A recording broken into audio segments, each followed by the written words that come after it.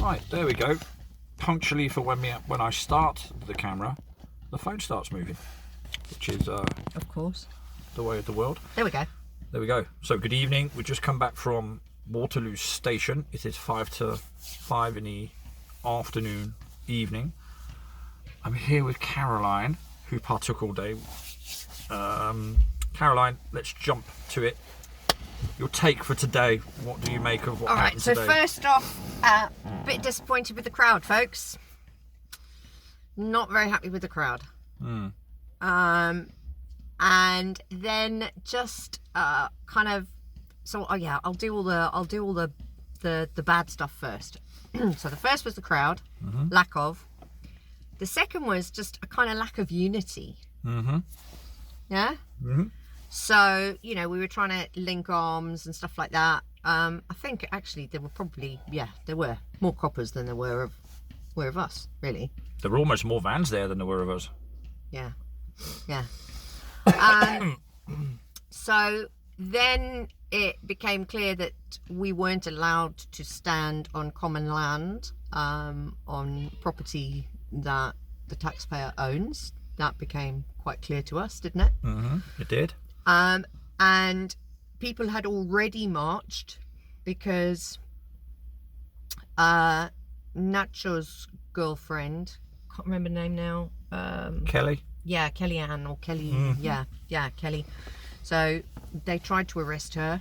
I don't know if they did or not. And so they moved on. They did a march before we had even got there, and we saw Richard and we saw Amelia, and they had taken that march and come back to Parliament Square. So yeah, then we marched and it was all a bit fragmented, wasn't it? There was not very much of a body, and the police kettling, and it fragmented itself. It was very bizarre. It wasn't like they were actually forcing us into any avenues, really. They were there, but it was like people were sort of drifting. Yeah, they were drifting themselves. Somewhere on that side of the road, somewhere on that side of the road. Yeah. It was a bit... So what did you make of the behaviour of the police today, in your sort of experience? Well, I'm injured, and that was some press photographer trying to push through because an old man was arrested. So, yeah, we had possibly about 3 arrests, didn't we? While when we were in there. Parliament Square. Yeah, when we were in Parliament Square, Absolutely, in Parliament Square, there were about 3 arrests. Some bloke set off one of those smoke flares, didn't he? That was funny. Well, especially the copper who tried to extinguish it. Oh, yeah. And he was... I thought he was doing a rendition of the river dance. You know, he was dancing around it like a bloody fairy. I was like, just throw it over there, mate. And then stuck it in the flower bed. That was hysterical, wasn't it? He stuck it in the flower bed. It was a smoke bomb. It doesn't blow up. It's just, you know, just leave it. Anyway. Yeah, so just across the way from us, we had a bloke cudgelled on the head. Yes, and bleeding profusely. And they didn't even take him into the ambulance, which was right there, did they? No, they put him into the police van, to the right van, and then started covering up the windows with the, those insulating, those foil blanket things. Yeah, to prevent people like us from getting an intrusory view. Yeah. Then we had some bloke who did upset the police a bit, didn't he? He called them fascist pigs or something. Yes, he did. He was sort of asking for it a little bit, and they sort of because they were going to let him go, as you said. Yeah, they were sort of kettling him in a little bit, and then he backed off him a little bit, and then he pushed his luck a little bit verbally, and then they were having none of it, and then he just went in and got him. And caught how many coppers would you say? 25? Yeah, just for one guy. Yeah, a load of them were surrounding him so that none of us could get to him. Actually, it's not really for that, is it? It's to stop us from getting a good shot. Yeah, that was when I got clubbed in the leg. That's when you got clubbed in the leg. Yeah. So I'm injured now. I'm still got to drive him to the train station as well. So watch this space. Yeah. Don't know if I'm not too sure if it'll work. Well, you know, I have my license with me just in case. Yeah. Then what was the next arrest? Let me think about this. There was the chap who they made the beeline for with the glasses on his head. Yeah, so that was So we, got a little bit kind of disconcerted at that, because I think it was you, wasn't it, that had turned round, or was the guy that we were talking to, and I went and said, the guys in black are coming. No, it was you. Yeah, because they were coming in black, and it was like, who are this lot? And they came from behind, and they were starting to barge people out of the way, going, excuse me. And people started running. They were panicking, weren't they? They were. Yeah. And you, of course, just said, just walk. Just keep walking. Just keep walking. What are you going to do? And they pushed past me quite rudely. Very rudely. Yeah, they were literally not interested in arresting us two stars of the show. We were rising above it, standing in our power. Indeed. So they pushed past, and they were literally looking for that bloke, I swear it. I mean, they were actually targeting a specific person. They knew who they were going after. It reminded me a bit of that when Mike was arrested. Yeah, and those, yeah. Those two coppers, although this one had, again, there must have been at least 10, 15 of them. Well, and it was the black ones, wasn't it? It was that lot. So they have, it's quite interesting, because on their lapels they've got a U. And that U is the tactical support group. They are the TSG guys.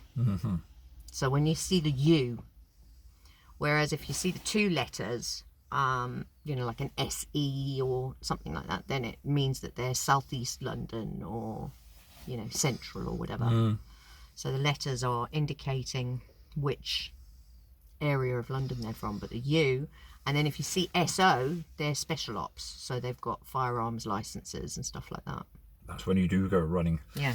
They don't mess about. Yeah, that was strange. And then that's when the point when you were saying disconcerting, because that's when I was thinking, are they now going around singling out people? I thought that was it now. They were going to start going in there and like maybe grabbing you, grabbing me, whatever, because we saw two police officers there today in uniform who were recognised from the coach. Yeah. Which was most bizarre. I looked out for Constable Fletcher. I looked out for him. You think the Metropolitan... Didn't see his fat arse, no. No. Well, the Metropolitan Police consists of, 30,000? Really? Something like that. It's a massive force anyway. It's a big police force. And then yet we see two police officers who are from our coach, from Hillingdon, right there, about 5 yards away from us. Because Richard pointed them out. I think it was Richard who pointed them out. Said he recognised them there from the coach. And I was like, bloody hell, yeah. The chances of that, eh? London's a big city. Well, funnily enough, that friend of mine, David Beale, who was arrested and really treated really badly, he's quite convinced, because he had a Constable Fletcher as well. So we were trying to describe, and he says it sounds just like his Constable Fletcher. So clearly, maybe they look for volunteers. Who wants to go out and bash the COVID deniers over the head? Yeah, me, I want to. Yeah. Who knows? Yeah, that was interesting. And then the crowd kind of sort of dispersed itself, like we said. Oh, no. We haven't done the really weird one, where literally you were standing that side of me, yeah? I was here, and there was that bloke kind of standing kind of like where you are. And the next thing I knew, bloody coppers just pounced on him. Oh, yes. Remember, he was just... He was just walking, wasn't he? He didn't do anything. I don't remember him. We hadn't even... It was just bizarre. I mean, because the TSG group, the guys in black, had gone and nabbed the bloke back there with the glasses, and now this guy was just literally pushed past me. I thought, going to get injured again. Yeah, and they didn't pressed up against the glass windows. Yeah, they didn't mess around with him, did they? They certainly Bloody hell. took him out pretty robustly, I've got to say. And that, like I said, I just thought, everybody was saying they're picking us off here one by one. And we were noticing that. That was quite obvious to see, because we'd ended up down one street called Victoria Street. And then some of them, I bumped into Roxanne. So if you're watching this video, Roxanne, hello. Hello. So she went down the street with a couple of friends. Further on, then we had someone went down a side street. And then we sort of all stood under the canopy of that. Oh, it was pissing with rain. It was terrible weather. Good. It was, coming down even worse than that time in Bournemouth. Well, it was horrible weather today. And then they turned up with about 8 or 9 meat wagons. They had them all parked on both sides of the road. They weren't doing anything. They were parked there. They didn't need them for us. We weren't enough people. How many were we towards the end on that road? 40, 30, 40, 50 maybe maximum? What? When we were standing underneath and sheltering from the rain? Yeah, when the manager came out and complained that he had people outside his gate. 30 of us. Max, 30. 30. I would say 25 to 30 of us. When we were talking to Kaya and Emma and all them. And Bill. Yeah. So there wasn't many of us. So that police presence was well overdone, wasn't it? I still don't. I mean, it's like, you know, the guy that we saw arrested opposite the road where the guy was cudgelled. Yeah. Yeah. Him, I get why he was arrested, because he was literally gobbing to the police. Yeah, kind of asking for it a bit, yeah. But that guy that was just standing next to me, yeah, just 1 minute he was there, the next minute he was up against a glass wall. Well, what? I mean, he hadn't done a thing. Very bizarre. And then eventually we then decided to, after lots of chit-chat, we did a bit of talking, and then we decided to sort of head back a little bit. And then we went back to Parliament Square. We went back to Parliament Square. Some of us spread a little bit, a couple of us went on to eat something or whatever, but some of us gathered just behind Gandhi's statue. Oh, were there still protesters with you there? Yeah, I thought you were standing there on your Todd. No, there were about 20 people. Oh, were there? Okay. But amongst them was Emma, and Kaya was there from Coventry. And Emma was standing with me. Oh, Emma was standing with you. It was Kaya who was with us. Yeah. That's right, because you were walking down with Emma, weren't you? I was walking down with Emma. Because you were, at first you were walking behind us, because I've gone in the front to talk to, I can't remember his name now. And then suddenly we ended up standing there. Rusty was doing some filming, I think, and then you guys sort of went ahead, and then you called me. No, you said you'd catch up because you were going to go into Waitrose or something. I did, and I went in to get coffee, and then they said we got no coffee, even though both machines were full with coffee beans. And then what they did was they stuck to stickers on saying out of service. Not really, just plug them in, you know. So they didn't want us in there. And another guy wanted to get some beers, and he was refused because he didn't have ID. He looks like early 30s. It was nuts, you know. But anyway, yeah, you know, you're not going to argue about that, I suppose, if they just didn't want us in the shop, and that was it. That's Waitrose for you. Waitrose, yeah. Clearly got too much money then. Owned by the same people. But then we went back to Parliament Square eventually, and then the police started getting a little bit... Oh, I mean, at one stage silly. there must have been, there were, 4 of us, right? Yeah. Then there was another group of 3, and so, I mean, really, just like a bunch of people standing outside a bar, really. Having a chat. Yeah. Nobody was even... There was no chanting going on. There was no one walking around with banners in the air or anything like that. We were all just having a chat. If you would have walked past and just got off the bus from work, you wouldn't have noticed it was a demonstration with people with anything to do with a demonstration. Just a group of people stood around. And we even made sure that if there were 6 of us, we were kind of stood away so we weren't 7. We even made sure of that to not give them... Well, you didn't have to. Well, no, but you didn't have to. You were floating about. But where we were stood, because we weren't moving... Hey, I even picked up the rubbish. Well, yeah, she did. I saw it. But the ones who were stood around, because the police kept on saying that we needed to stay on the move. And we were like, well, no, we don't. There's no march going on. There's no one. There was not a big crowd of people. But they were getting funny, and that was right outside Parliament. Yeah. Which, as you said at the beginning, is a public place. It's common land. You can hang around there if you want. It's a plaza. It's what you have in every city in the world. Yeah, I wasn't engaging with the police. They make me really come out with COVID symptoms when I so much as look at them. And so I was just ignoring them. But I was kind of talking to the group and going, oh, what? So what? We're not allowed to stand in public places now? Is that what they're trying to tell us? That we're not allowed to just hang about and enjoy the view? So we had that. Then we eventually decided we were getting a bit hungry, so we decided to then make our way back up to saying goodbye to everybody and swapping numbers and things like that. So we networked a little bit today, which is good. That's always important. If you're going to do anything like this, try and at least swap numbers and make it worthwhile for future events. It's important, not just go there and go, I was there. That's, you know... And I'm chuffed because Sven's gone and picked up that number for a woman up in the Midlands, so I can put her in contact with some people around Nottingham area and stuff. So I will phone her up and tell her to watch this video, so she'll see this bit now where I'm pointing, and then so that you know, Caroline, I'll pass on your number to her. I know you won't mind. Details of people in Midlands. Yeah. It's not a big group, but hey, it's something. Then it's good to get together, and then maybe you guys can also come down to Bournemouth when we do one in Bournemouth, or vice versa. We can always pop up, whatever. We'll have to wait and see. But well, if she's Midlands, she can come down to me, stay over the night, get in the car and come down to Bournemouth with me. There you go. For I example. promise not to get arrested. Yeah, no.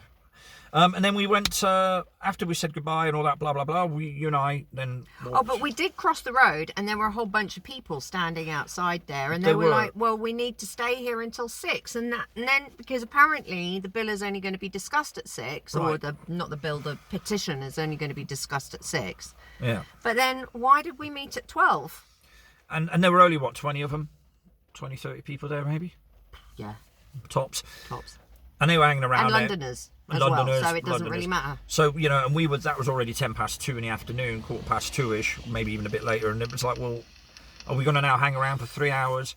They might not even start discussing it till 7, maybe 8. They might even put it off till tomorrow. You just don't know with these buffoons. Whenever they finish their brandy. So we weren't going to risk it. So we ended up going to a restaurant that will remain. Yes, we won't. We don't want to name names, but It begins with a letter that no, we don't need to. We don't need to mention it. We don't want to give any it's in advertising. the alphabet. Anyway, and then we stood there in the queue. We were told first of all to not go into the exit bit. We have to walk round and go into the bit where it says go in. I forgot. Oh no, they've got my toilet story. Haven't Yes, they they've got the already? toilet story. Oh, yeah, So yeah. we always try to go in the out and out the in. Yeah, we do that a little bit because we like to be a little bit provocative. So It's we no were big stopped deal. on that. We stopped on that, and then we went into. Nearly said it. Nah. Anyway, and see, it's force of nature. It's habit, habitual as we are. And anyway, we stood in there, and the guy says, in fact, he doesn't even talk to me. He just points to his cloth and does this and goes like that. And I just went, no. And he said, exempt card? I went, no. And that was it. And I think he couldn't quite believe that you'd said no. Yeah. And he just went, no exempt card. And you went, no. What's there to say? What I'm going to say, I've got It's a wonderful word, I'm telling you. beautiful word. Just say no. Say no to strangers, kids. So, that's what we were always taught at school. So there we go. So we did that, had a bit of dinner, and then we got the train back. And of course, we are the only two on the whole train, of course, with no face covering. I don't know. I think when I went and put the high-class restaurant Into the bin. bags into the bin, I do think that there was a young bloke sitting there. Oh, with that right. on. Okay. So there was one. That's think. all right. That's good. So there is hope. Well, And there we go. So definitely in Waterloo Station, we were the only two, more or less, barring maybe one person. I do two. have to tell a tragic story. So, as we're now being shuftied on from standing on our common ground that we pay for, and we were crossing the road to Parliament, there was a family. So, Daddy had no face cover on, Mummy had no face cover on, but this girl, she must have been about 9, and she had a face covering on. And I just literally said in the loudest lecturer's voice that I could muster, that child is too young to be wearing a cover on her breathing apparatus. It's just. And yeah, then I had just a few things to say about how it was fine, really, wasn't it? Because she's going to be paying our £2 trillion worth of debt all to whoever nonsense. we owe it to. All nonsense, the lot of it. All nonsense. Today, again, plenty of proofs that it's total nonsense. 1 minute you were getting moved on because we weren't moving.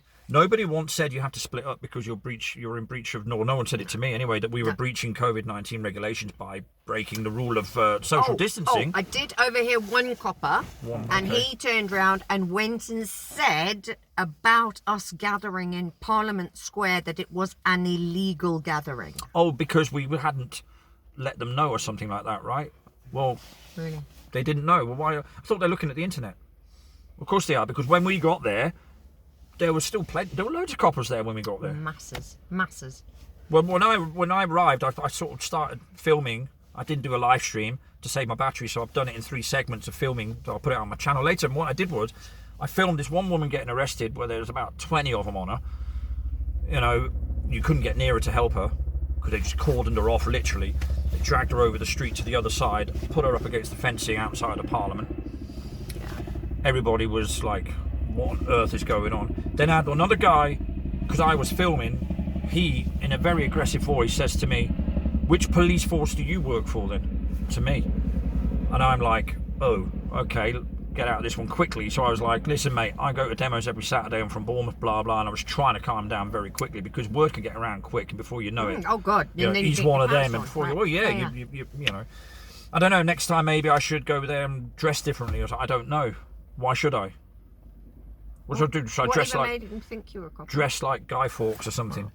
With a little goatee and like one of those Shakespeare hats or whatever. Maybe I should do that. Bizarre. No, but I think because I was walking around the periphery filming, he probably thought I was kind of doing intel or whatever. But I don't know. There were enough people going around filming. But everyone was filming. Loads of people were filming. Lots of people who looked very normal. Yeah. Anyway, so that was my little incident there, and I thought, well, yeah, I've got to nip this in the bud very quickly before it catches on. And that was all right. And that was it, really. And we just got back now. Well, just before we started filming this, look at that, 20 minutes already. That's how quick. Wasn't that fun? So, and what's your synopsis? We need to get organised. And we need to be more united. And yeah, the timing was also out. If there were going to be, I think what would have been ideal is knowing that it was at 6 would have been to have just a huge gathering of people outside in Parliament Square, like all nicely organised, possibly even linked hands and carrying candles or like a vigil. Lighters and yeah. A bit like what we did at Bournemouth Hospital. Absolutely, yes. You know, absolutely silent. Very passive, very silent. Yeah. I hate to say it because I really did lose my temper when I saw those coppers pouncing. And for me, I just lost it. I was like, we also want to work. We also want to be able to work. They did the old tactic, didn't they, of prying on some of the vulnerable to rile everybody else and provoke a reaction, which didn't really happen actually. But there weren't enough of us for it to happen, to be honest with you. I thought the crowd was going to get bigger at one stage, but it didn't. Mention the mainstream media. When I said we're a mainstream media, and the president says, we're here. Oh, really snotty he was, wasn't he? He was horrible. Real snot. You can tell they work for the media because the mainstream because they're just in it for the news, obviously, and their news. Because I went and said, well, you're only going to turn around and say there were a couple of hundred people. You're also going to turn around and say that we got violent. Why aren't they going around interviewing people like we're doing with each other? Why aren't they saying, why are you here today? Yeah. So that they can get proper feedback of what people like us are doing, rather than all we're gonna see is that bloke screaming at the police that they're fascists. And you'll have a photo of the guy with blood running down his face. Oh yeah, then another possibly old footage of when somebody lobbed a plastic bottle at a policeman. You'll have the smoke bomb. To give the impression that we were unruly on the brink of carnage. Yeah. And all that sort of stuff, when in actual fact there was no sniff of it at all. The only times it got a little bit hairy was when the police got heavy-handed. It always came from them, it never came from us. Nobody from the crowd was attacking them anyway, that wasn't happening. I did get quite nervous, when we saw the tactical support group, the black guys. When the black lot were coming behind us, I thought they might be sweeping for us all. Yes. Because we were such a small group. I thought we were going to be kettled and that's what I thought as well. And there were enough vans to put us all into. Well, that's what I was worried about, because they'd come up with loads of vans, parked on both sides of the street, and then that lot started coming. So the only thing that was left for us was when I was saying to you and suggesting, I was calming myself down more than anything. I was saying, look, let's just walk. We could be local for all they know. Yeah. He says while you were walking around with the. I just would have zipped it up. Of course. And then you know what? So what you can wear, what you want. But the thing is, and that was quite ironic. And then they eventually got past us, and they obviously were targeting one person. But to need that amount of people. They were just going for him. I mean, I'd just love to know what goes through their heads. I'd love to know what it is that they'd say, right, you're going to go for that middle-aged bloke with grey hair and glasses. Something was up there. Definitely something was going on there. Well, there we have it. So there was a day that's come to an end. It's now 5:20 in the afternoon. Caroline's kindly going to drive me to Woking train station for me to then get on a famous British invention called the Railway Network and bumble on to Bournemouth, which is on the south coast of England, kids, in a county called Dorset. Famous for many things, including Lord Baden-Powell, who invented the Scout movement, Brownsea Island. Dib. Yep. And the friend of ours who wrote Gulliver's Travels came from Lilliput, which is just round the corner. Oh, Yeah, there's actually a place called Lilliput. I didn't know that. Yeah, just down the road between Bournemouth and Poole. Do they have equal people? Well, they have little brains.